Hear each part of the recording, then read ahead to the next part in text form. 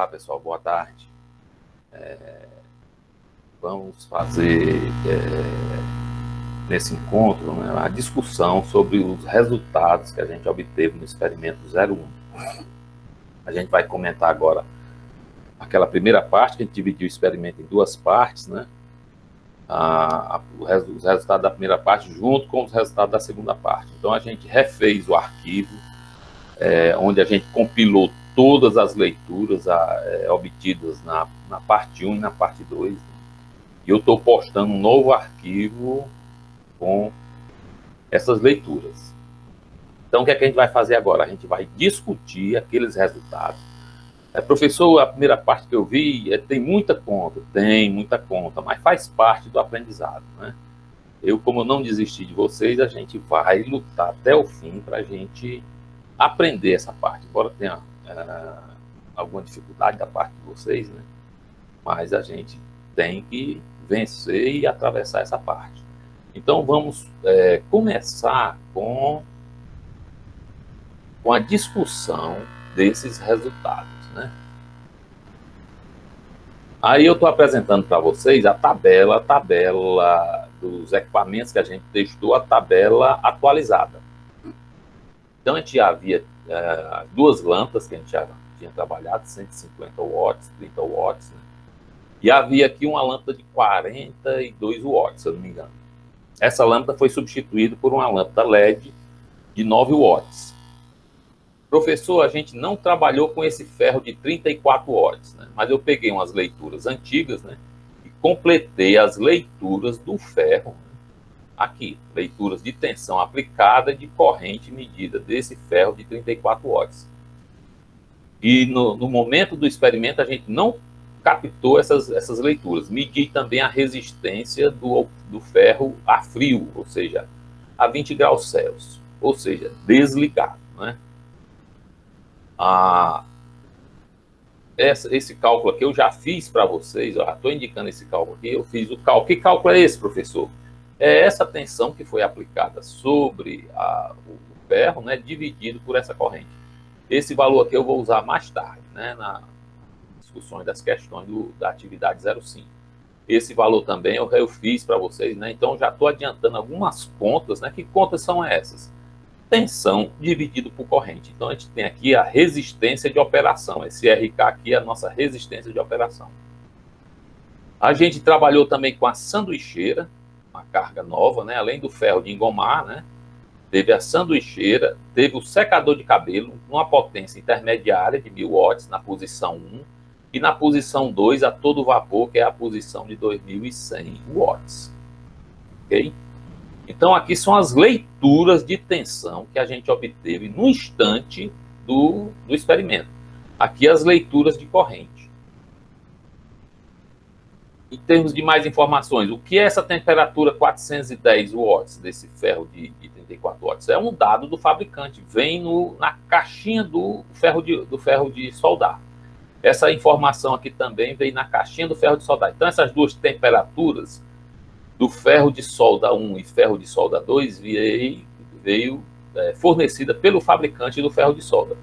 E essas duas temperaturas aqui, do ferro de engomar e do ferro e da sanduicheira, foi medida aproximadamente. A medida não foi muito boa na hora que a gente estava fazendo o experimento, porque o nosso termômetro, né, ele ficava todo tempo desligando e a gente terminou não pegando os valores exatos. Então aqui eu estimei mais ou menos, né, fiz uma média de cabeça e dei um chute, né, temperatura mais ou menos, né, do ferro de engomar chega a 150 watts, a temperatura máxima, né, e da sanduicheira chegou a 160 watts. Esses valores a gente vai usar para fazer cálculos mais na frente, né.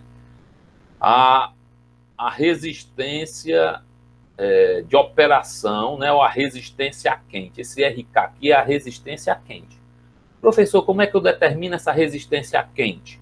Eu pego a tensão que estava funcionando, o ferro, né, divido pela corrente. Então, a resistência a quente nada mais é do que pegar tensão e corrente e dividir uma pela outra, né, respectivamente. Essa resistência RK nominal, o K a gente já está sabendo, né? Está subentendendo. Esse K é o número da carga. A carga 1, né, que é a lâmpada incandescente de 150 watts, 220 volts, então eu vou ter o quê? R1N. Professor, como é que eu calculo esse R1N? Eu pego a tensão nominal ao quadrado, divido pela potência nominal. Professor, isso é muito difícil, né? Você vai ver que é fácil, né? E como é que eu determino a corrente I1 nominal da carga 1? Você vai pegar a potência, 150 watts, e dividir por 220. Professor, para achar a corrente nominal, basta pegar a potência nominal e dividir pela tensão nominal? Eu digo, né? Então, o que é que você vai fazer nessas duas linhas, que é praticamente de graça, né? Você vai calcular resistência nominal a partir dos dados de placa. Então, você vai pegar a resistência, você pega a tensão, como esses equipamentos todinho que a gente trabalhou, eles funcionam com 220 volts de tensão aplicada, né? A tensão nominal deles é 220 volts, então você vai pegar 220 volts, dividir pela potência. Completa essas 9 linhas aqui. Essas 9 linhas preenchidas com as continhas mostradas, vai valer 9 scores. Professor, e a corrente nominal? Eu vou pegar a potência. Por que potência? Potência é tensão vezes corrente. Então, potência dividido por tensão me dá a corrente de nominal do equipamento.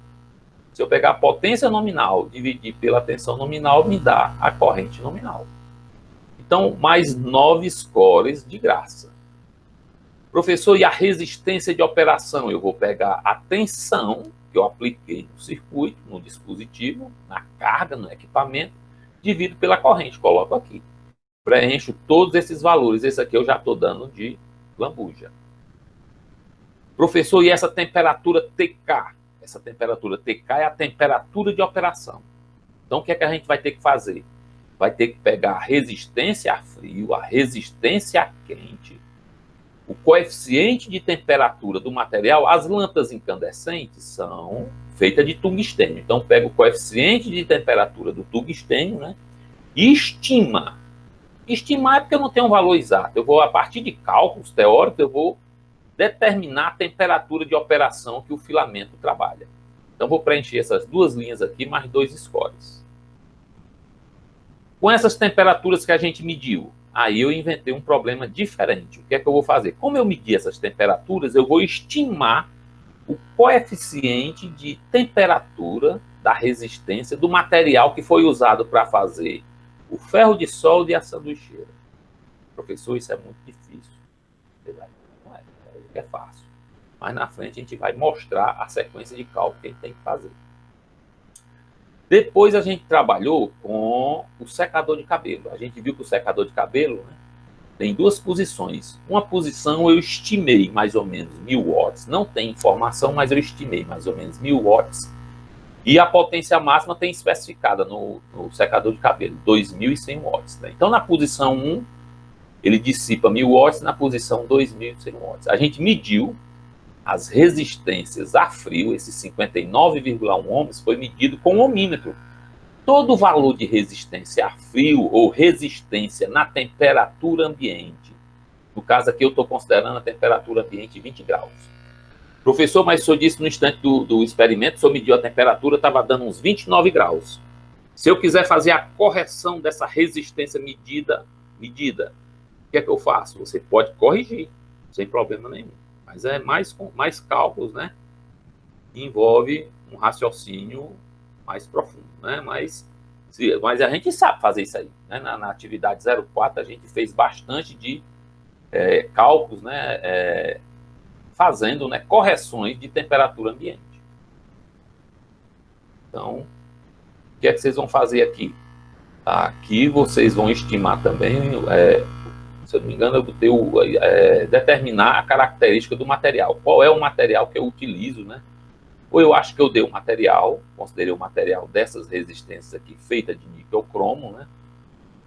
Desse ferro de passar e da sanduicheira, eu considerei o material como sendo a constanta, né? Que é um material próprio para construir resistências elétricas, que é composto de 60% de cobre, 40% de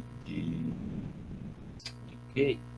Acho que é zinco, né? Tem uns materiais lá que vocês vão observar nas tabelas que vocês trabalharam na atividade 4, né? Então tem a constanta, né, que é materiais, tem a constanta, tem o níquel cromo, que são materiais utilizados para fazer resistência elétrica. Então, para ilustrar, e para a gente aplicar, e para a gente aprofundar nossos conhecimentos, eu inventei exercícios, né, a partir dessas leituras. A lâmpada incandescente, a lâmpada LED, né, a gente não mediu a resistência de entrada, deu um valor muito alto, né, ou seja, deu um circuito aberto. Por que deu um circuito aberto? Porque a entrada da lâmpada LED é um divisor de tensão capacitivo. E o capacitor tem uma impedância infinita, né, para corrente contínua. Então, quando eu alimentei com tensão contínua, com um multímetro, né, com um ohmímetro, então deu uma resistência infinita. Então, a gente não tem a resistência inicial em vazio, então também a gente não vai estimar a temperatura de operação.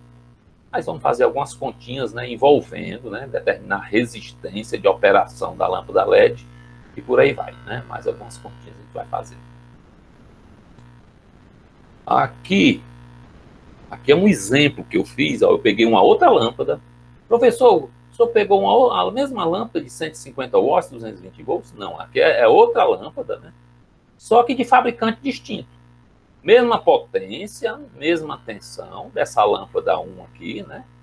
Mas era um outro fabricante. O fabricante dessa lâmpada aqui era, se eu não me engano, era General Electric, né? Então tem algumas características de diferença que dependem do processo de fabricação. Então, para essa lâmpada aqui, exemplo, que seria a lâmpada 9, né? A resistência nominal, como é que eu calculo a resistência nominal? Eu tenho que a potência P9, como a carga 9, né? P9 nominal vai ser a tensão 9 nominal ao quadrado dividido pela resistência. Explicitando a resistência vai para lá, a potência vem dividindo, a resistência R9 nominal vai ser a tensão 9 nominal ao quadrado dividido pela potência. Então, para você preencher aquela primeira linha lá de cálculo da nossa coluna, que requer a resistência nominal do dispositivo, você, a partir da potência nominal e da tensão nominal, você determina usando essa equação. Para essa lâmpada aqui de 150 watts, 220 volts, o valor dá 322,67. Professor, quer dizer que aquele primeiro valor lá da coluna de resistência nominal, que é uma lâmpada também de 150 watts, vai dar isso aí? Claro, né? Essa é a mesma característica nominal, então a resistência nominal é a mesma. A corrente nominal também é a mesma, né? Como é que eu calculo a corrente nominal? Potência nominal dividido pela tensão nominal. Pronto, 150 watts dividido por 220 volts, 0,682 amperes. Ou 682 miliamperes. Ah, professor, isso é muito fácil. É conta de multiplicar e conta de dividir. Então, vamos trabalhar. Eu quero que vocês mostrem todos os cálculos do preenchimento daquela tabela. Outra questão. Aqui eu estou descrevendo o que eu já falei, né? Que a resistência a frio ou a resistência à temperatura ambiente é aquela resistência que a gente mediu com o ohmímetro, né? E a resistência a quente é a resistência de operação, esse RK aqui, né? Então, para essa lâmpada aí, a resistência RK é a tensão USK. Tensão USK. No dia que eu fiz o ensaio dessa lâmpada, o exemplo aí, estava 218 volts a tensão da N, e a corrente 0,680. E a resistência medida com o ohmímetro, né, que é a resistência a frio, 24,2 ohms. Então os cálculos estão aqui direto. A resistência RK, que é a resistência de operação, vai ser 218 volts, tensão dividido por corrente, dá 320, né? 59.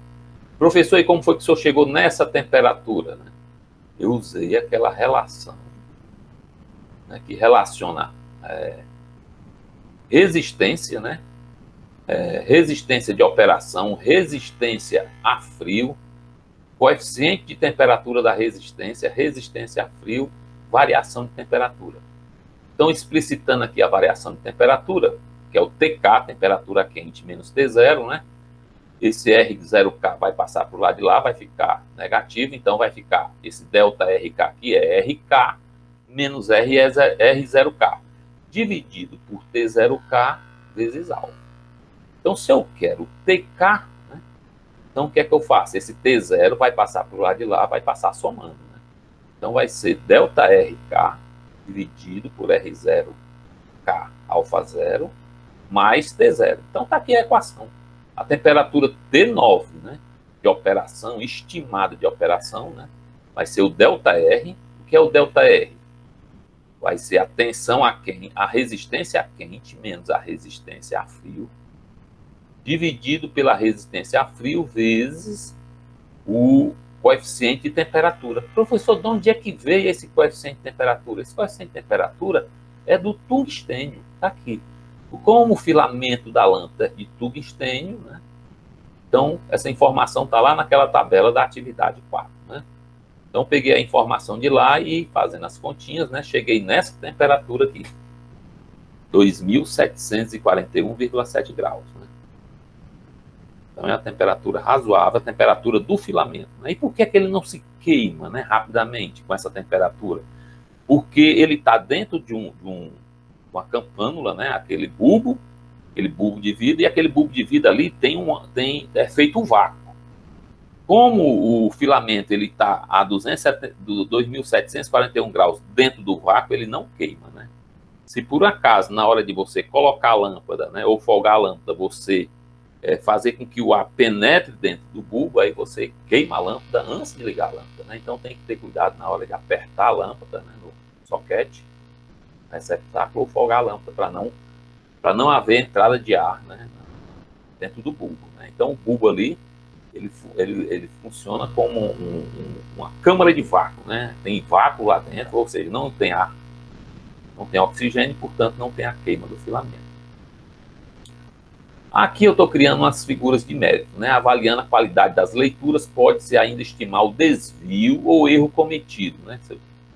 Desvio das minhas leituras ou erro cometido em cada uma delas, né? Então, esse desvio ou erro, normalmente, é que a gente vai fazer? A gente vai pegar o valor nominal da grandeza, preste atenção, valor nominal da grandeza, ou valor de referência, menos o valor medido, dividido pelo valor nominal vezes 100.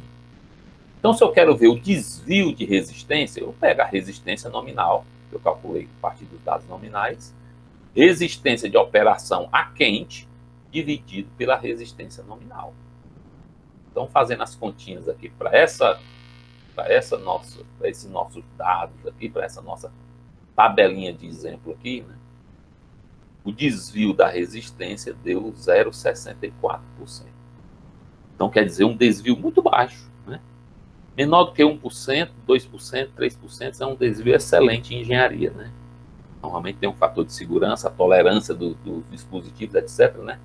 Então, está dando aqui uma tolerância muito baixa, né? Quer dizer, a qualidade dos nossos instrumentos é boa, para ótima, né? Nossas medidas, né? No valor da corrente elétrica, eu vou pegar a corrente nominal menos a corrente medida dividido pela corrente nominal. Olha aqui o erro também é excelente. Quer dizer que o nosso amperímetro, né, está medindo de maneira bem precisa, né, a corrente do circuito. Em termos de potência absorvida, calcula a potência. Professor, como é que eu vou calcular essa potência PK? Você vai pegar o SK vezes a corrente SK. Então, se você pegar aqui, ó, essa tensão 218 volts vezes a corrente 0,68, né, tensão vezes corrente, você vai ter a potência de operação. Então, o desvio de potência, 150 volts, a potência calculada, 148,24, então deu um desvio. Professor, deu um desvio um pouquinho maior. Aqui a gente tem até um motivo, né?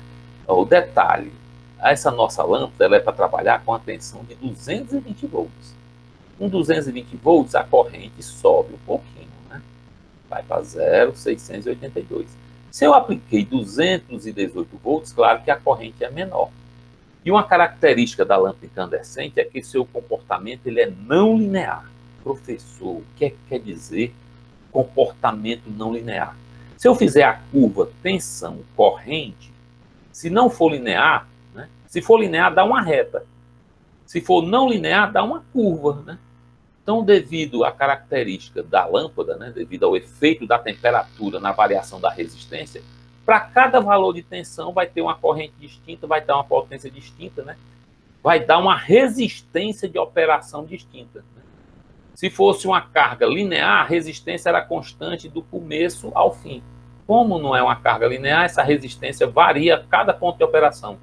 Então, devido ao mudar aqui o ponto de operação da lâmpada para 218 volts, deu uma corrente distinta, de modo que essa resistência de operação também é uma resistência distinta, resultando numa potência um pouquinho diferente da potência nominal. Então, o erro aqui deu um pouquinho maior, mas influenciado basicamente pela não linearidade da lâmpada incandescente.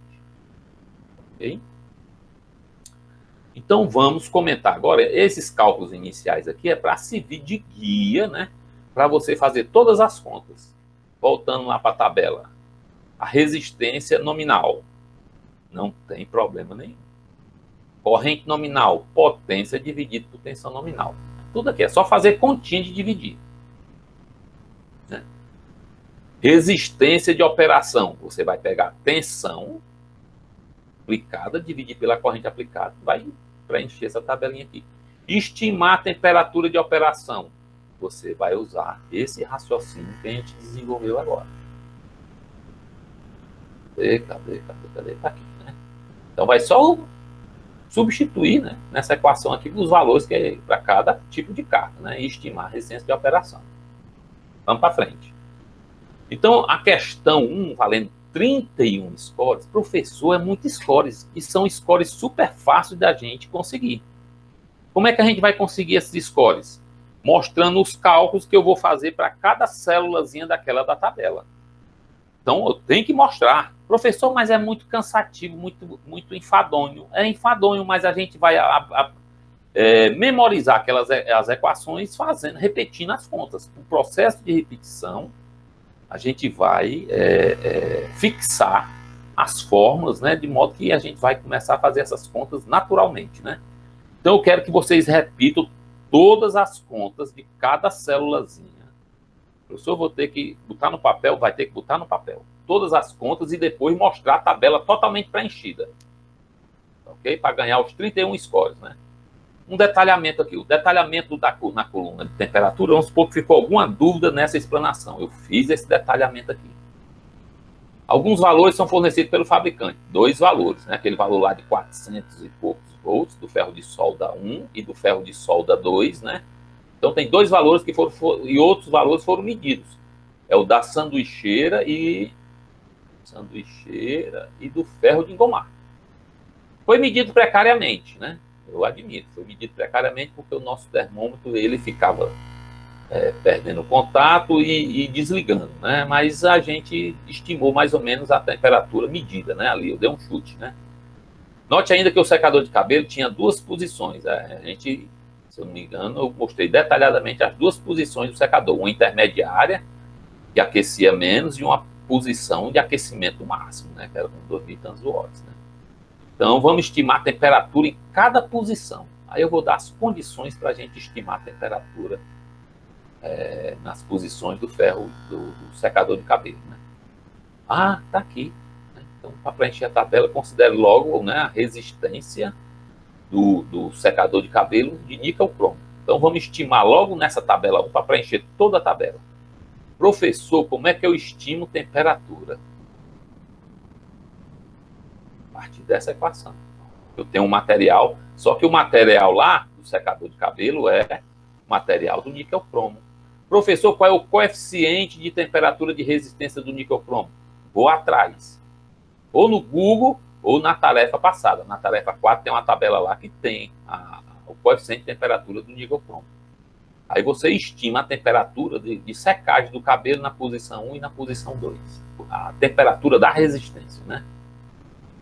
A questão 2, valendo 6 scores, né? Nas linhas do ferro de solda, são as linhas 4 e 5, é o ferro de 34 e o ferro de 50 watts, são indicadas as temperaturas de operação nominal que o fabricante fornece. Baseado nesses valores, calcule o coeficiente de temperatura do material resistivo. Faça uma média aritmética. Ah, professor, por que isso? Porque eu vou encontrar dois valores distintos, né, para o coeficiente de temperatura. Então, para eu escolher o valor, a melhor, se eu tenho duas medidas, a melhor medida é a média aritmética. Né? Dá para demonstrar, né, através de análise estatística, que se eu tenho 10 medidas, qual é a medida? Faça a média aritmética e a média aritmética vai ser a melhor medida. Se eu tenho duas medidas para o ferro de solda de 34 watts e para o ferro de solda de 50 watts, do coeficiente de temperatura, então eu faço a média aritmética. Professor, isso é muito difícil. Ó. Como você está achando difícil, o que é que eu vou fazer aqui? Eu vou entregar de bandeja. Né? Compare com os valores tabelados dos materiais. Né? Identificar o tipo de material utilizado na fabricação. Então, o que é que eu faço aqui? Ó? Eu quero identificar o coeficiente de temperatura do material. Então, dessa equação aqui, que a gente já está habituada a trabalhar com ela desde a atividade 4, né? Eu reescrevo e explicito o alfa zero. Professor, isso é muito difícil de explicitar. Eu trabalho muito mal com equações do primeiro grau, mas tem que se acostumar com a matemática, né? Tem que estudar matemática para poder resolver os exercícios de eletricidade. Então, como é que eu explicito, professor? O que é explicitar? Né? É isolar o alfa 0K.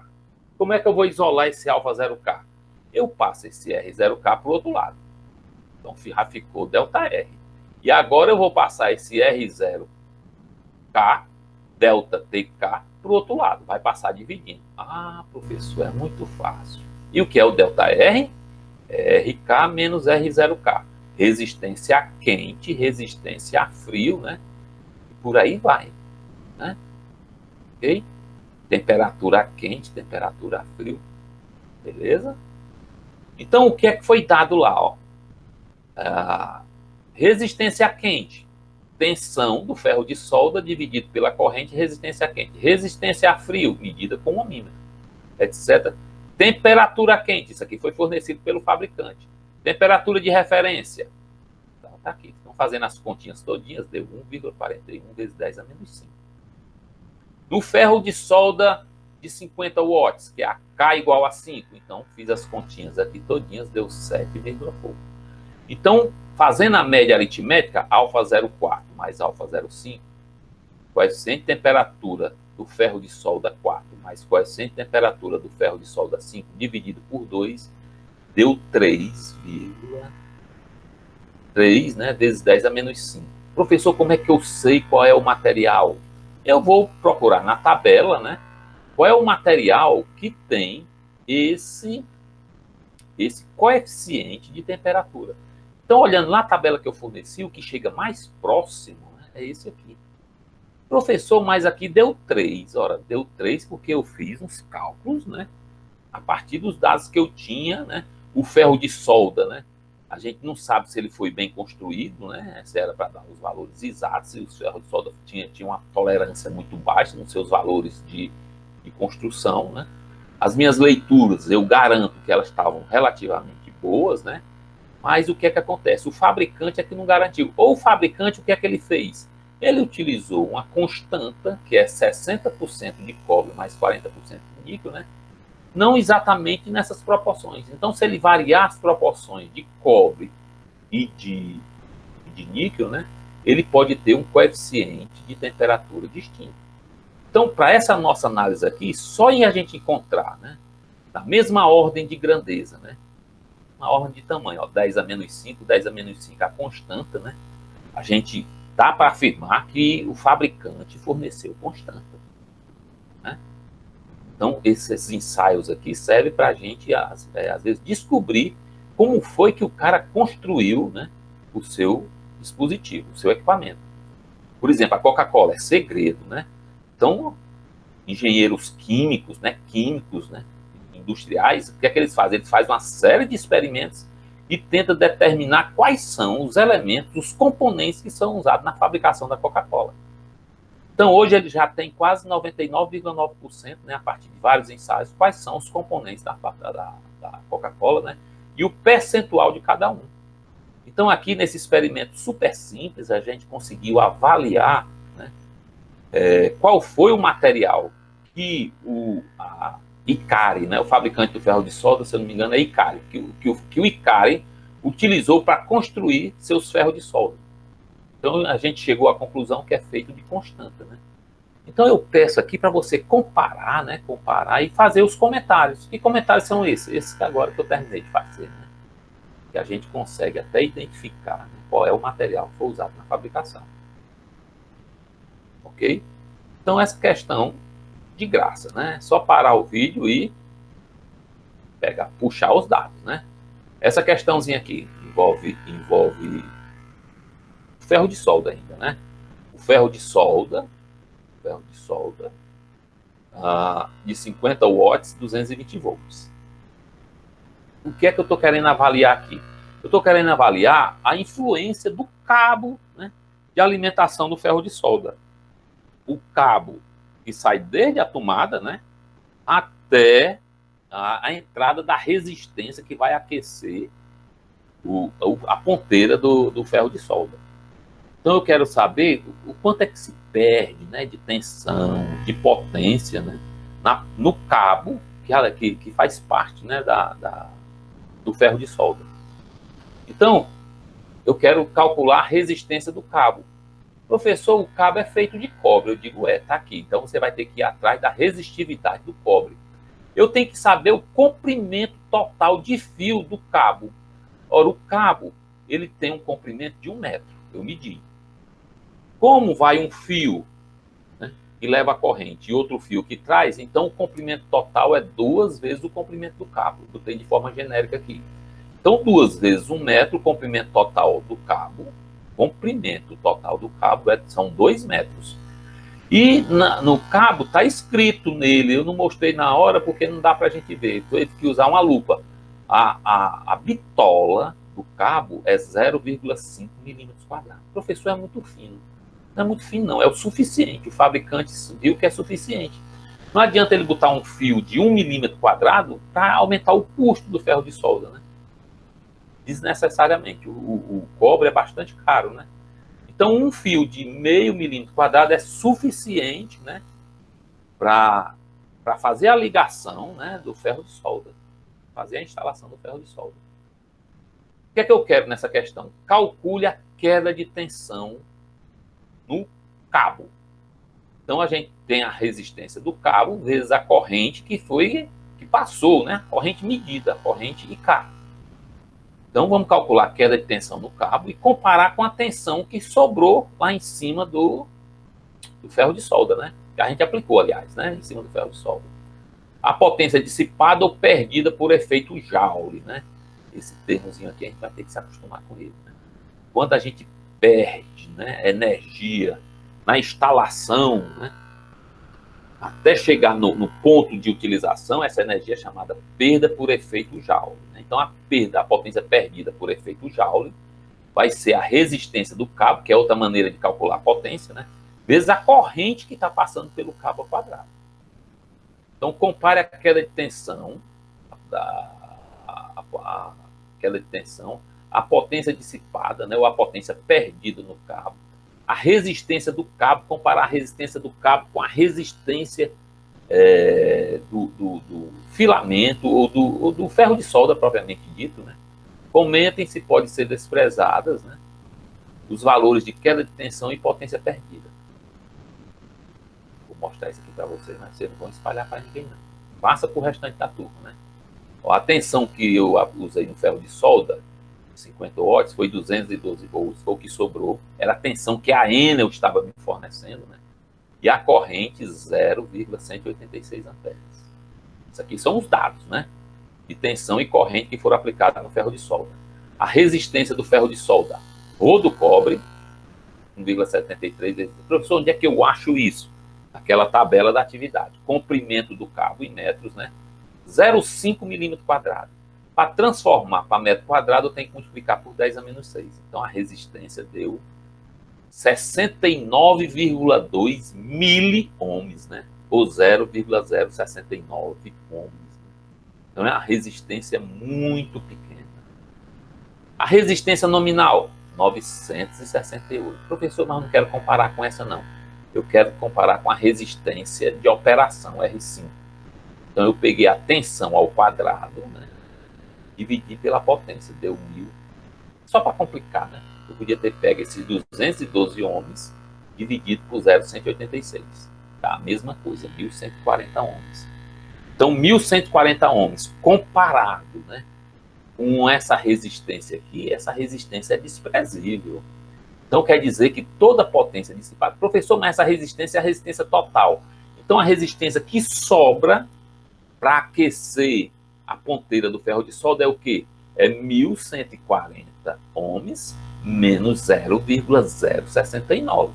Então, essa resistência ela é desprezível. Então, a gente pode considerar o cabo ideal.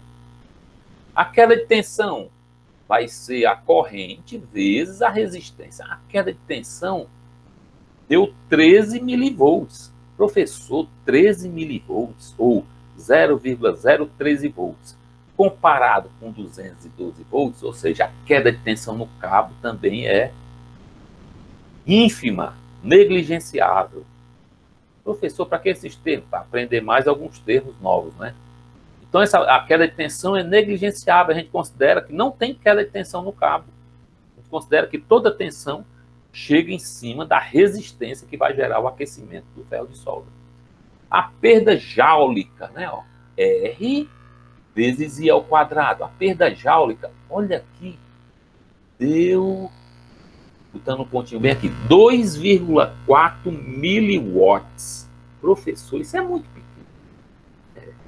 Em relação à potência, olha a potência que foi dissipada no ferro de solda para elevar a temperatura dele.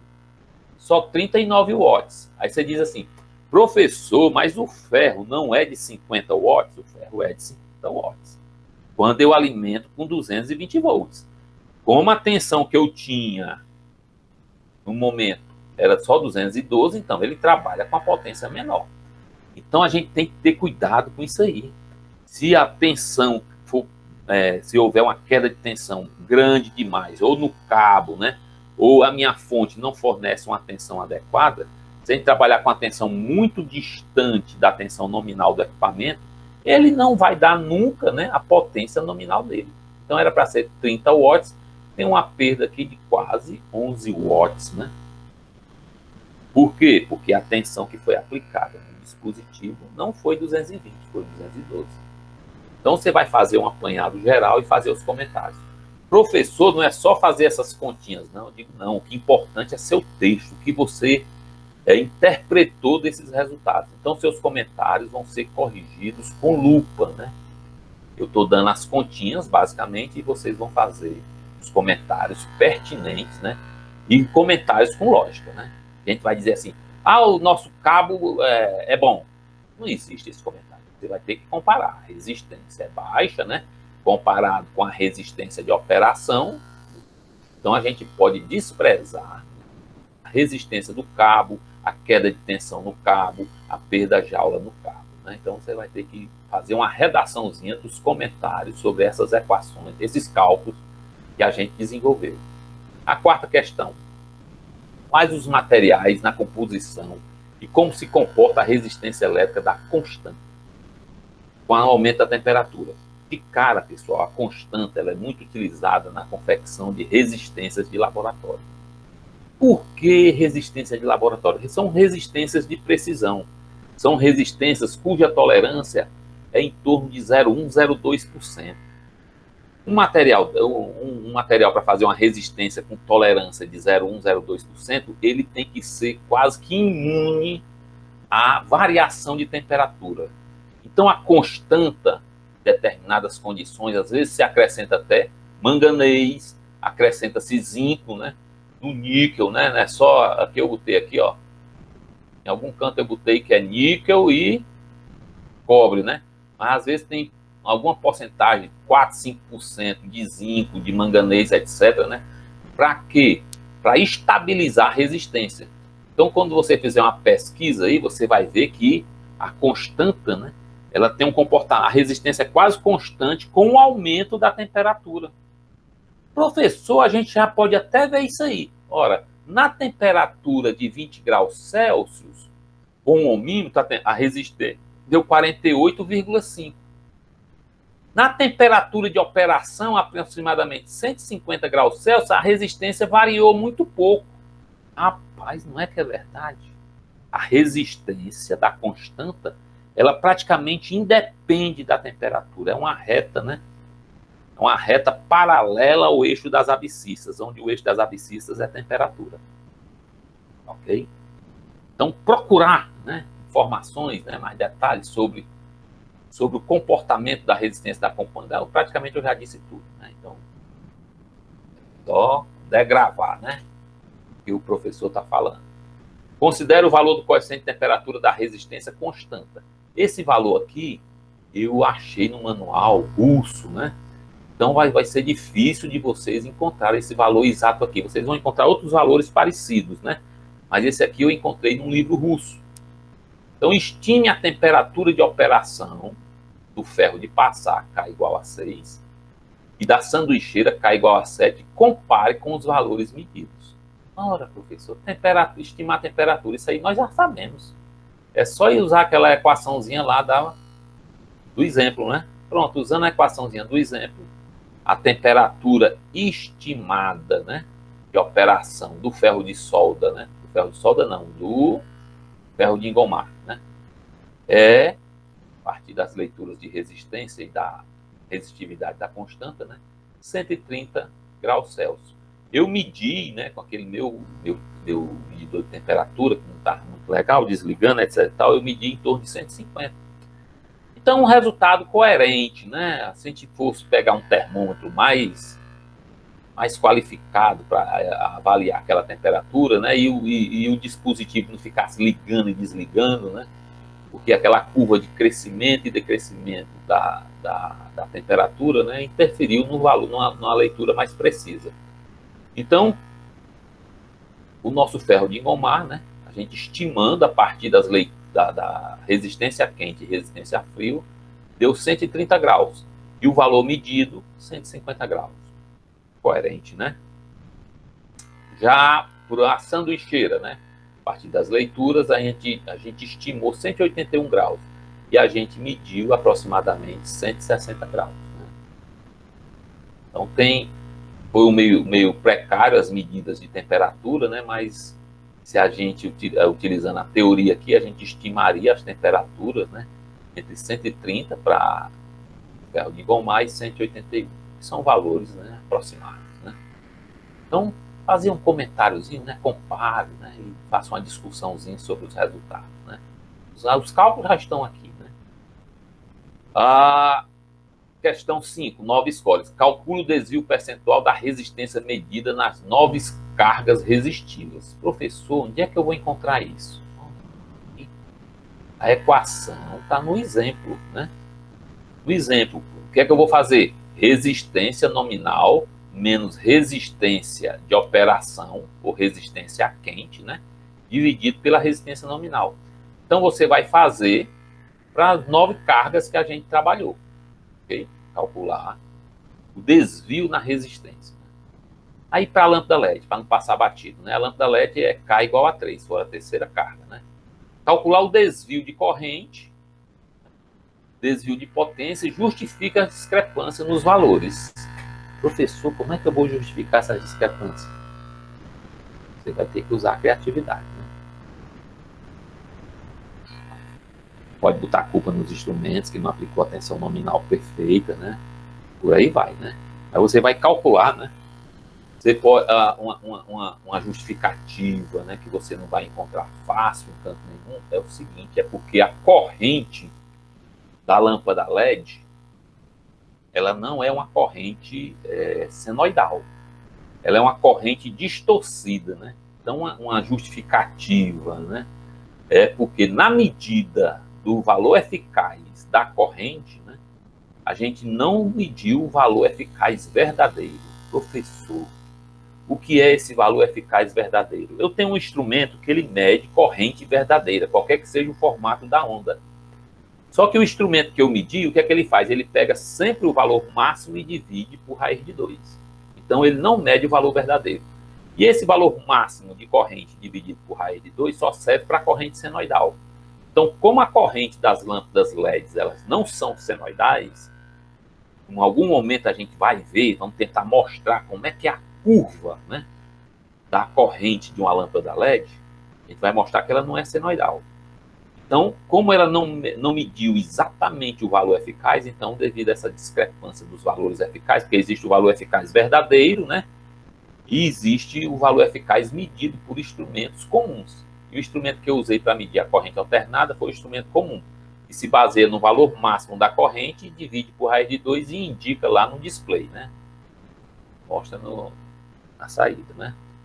Então, esses erros aqui, ó, erro de corrente, erro de potência, vamos botar 4 scores e a justificativa mais 4. Professor, eu não vou fazer a justificativa, perdeu 4 scores, mas dá para fazer. Pesquise sobre os tipos de materiais utilizados na fabricação de resistores, questão 7, 10 scores. Os tipos de materiais, eu vou botar assim uns 5 scores, né? Mostra o código de cores. Diga como funciona o código de cores. Faça uns 2, 3 exemplos. Tem uma aula que eu mostrei só como é que eu uso o código de cores. Né? Valores fabricados. Né? Quais são os valores normalmente fabricados pelos fabricantes de resistores, né? Então tem os valores para 4, 4K7. Professor, por que não faz 4K8? Ou 4.800 ohms? É porque os fabricantes eles padronizaram alguns valores. Não dá para construir resistor de todos os valores. Se eu quiser um valor específico, eu faço associação de resistores, né, com os valores fabricados. Então tem os valores normalizados, né, feitos por todos os fabricantes. Então vamos pegar a relação desses valores normalizados.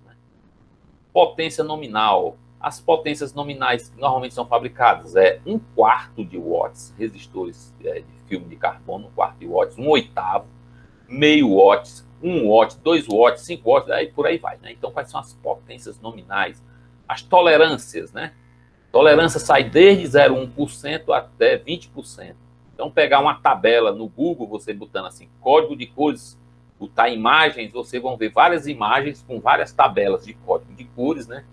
Aí você vai copiar esses valores. O professor tem que anotar no papel, o senhor tem que anotar tudo, né? Para ganhar os 10 scores. Eu quero que nessa prova a gente tire de 9 para 10. Professor, mas são muitos scores, muito trabalho. É exatamente para a gente aprender. Trabalhando é que a gente aprende. Essa questão aqui vale 12 scores. Então, você vai desenhar um resistorzinho, né? Uma caixinha com 2 leads, né? Com 2 terminais, e vai pintar as cores. As cores para dar 1 megômetro, né? Vai dizer, essa primeira cor é verde, a segunda é vermelha, a terceira é lilás, etc, etc, né? E eu quero com a tolerância de 10%, mais ou menos 10%. 10% é prata, né? Então vai dizer, a quarta cor é prata. Professor, mas é muito fácil. E essa aqui, esse 2,2 ohms? A primeira cor é vermelha, a segunda cor é vermelha, né? 2 e 2, vezes... agora eu tenho 22, né? Vezes 10 a menos 1. Professor, qual é a cor de 10 a menos 1? Para dar 10 a menos 1? Porque 2, vermelho, dá 22. Para dar 2,2 eu tenho que multiplicar, eu tenho que dividir por 10. Qual é a terceira cor para eu dividir por 10? Então, você vai pesquisar nessa tabela. E eu quero, né, classe de exatidão de 0,5%. Professor, tem classe de exatidão 0,5%? Eu digo, tem. Então, você vai atrás, qual é a cor da quarta cor para dar 0,5%. Então, nessa questão, 12 scores, faça um esboço do resistor e identifique a cor de cada faixa. Questão simples, né? Lembrar daquela aula sobre o código de cores, né? E aplicar nesses valores de resistência. Professor, 82. O 8 é o que cor? O 8, qual é a cor? Né? Ó, o violeta é 7. O cinza é 8. Ah, e é cinza. Então vai ser cinza. O 2 é vermelho e aqui é K. K é a quantidade de 0. 3 zeros. Então é laranja. Então cinza, vermelho e laranja. Professor, 5%. Então a quarta cor é dourada. Então você vai desenhar um diodinho, né? Diodinho não, um resistorzinho e botar as 4 cores. Super simples, né? A nona questão, explique fisicamente por que nos metais e na maioria dos materiais a resistência elétrica aumenta com a temperatura. Isso aqui eu já expliquei várias vezes, né? O choque, aumento da vibração da estrutura cristalina, por aí vai, né? O que significam os termos PTC e NTC? Pessoal, isso aqui você pode... Se você botar os 2 termos, né, vai aparecer um monte de informação para vocês. Botar onde? No Google. Botou no Google que é PTC, NTC, então o que é PTC? São coeficiente, né, positivo de temperatura e coeficiente negativo de temperatura. O professor já está dizendo. Mas o que é que isso aí significa? Então, dizer o que é que significa e mostrar através de gráficos, né? Mostrar um gráfico do que é um material PTC, um material NTC, e dar exemplo de aplicações. Onde é que eu aplico o PTC? Professor, eu uso esses materiais na automotiva, né? Usa, né? Tem equipamentos, né, de monitoramento, né, do funcionamento do carro, né, que usa sensores PTC, sensores NTC. Sensores não, que usa, né, essas características dos materiais, né, para construir sensores para monitorar o comportamento e o funcionamento do motor a diesel, né, as aplicações. Então, com essa tarefa, a gente fecha a etapa N2, aí você diz assim, professor, é muita coisa, mas muita coisa é de graça, é umas continhas bestas. Professor, mas por que eu tenho que aprender isso? Eu não vou trabalhar com isso, eu quero trabalhar com enfermagem. Mas você está fazendo o curso de manutenção automotiva. Então, no curso de manutenção automotiva, para você terminar o curso, terminar o 3º ano, você tem que aprender a fazer essas continhas. Professor, mas na minha profissão mesmo, que eu quero ser enfermeira, né, eu tenho que mexer. Não. Talvez você chegue até a mexer. Mas, com certeza, com essas questões, com o raciocínio, você vai também facilitar, né, o seu trabalho lá. Ah, professor, eu quero trabalhar no escritório. Vai melhorar de alguma forma, porque você está aprendendo conteúdos diferentes, né, que você pode utilizar na sua vida profissional. Não é que você vai usar exatamente isso aqui, mas você vai usar o raciocínio, né, que você desenvolveu nessa disciplina. Você vai desenvolver a astúcia, né, para resolver questões, né, e assim por diante. Então, eu não desisti de vocês. Vamos lutar até o fim, né, e vamos superar, né. Falta só essa atividadezinha para a gente fechar a N2 e ir para as férias, né. Professor, mas eu estou muito estressado. Eu diria o seguinte, rapaz, quem é que não está estressado, né? Mas eu diria que tem gente mais estressada do que a gente. A gente está relativamente bem. Eu estou aqui dia de domingo, à tarde, né? Eu podendo estar assistindo Netflix, estou aqui conversando com vocês, né? Passando essas informações para que vocês desenvolvam.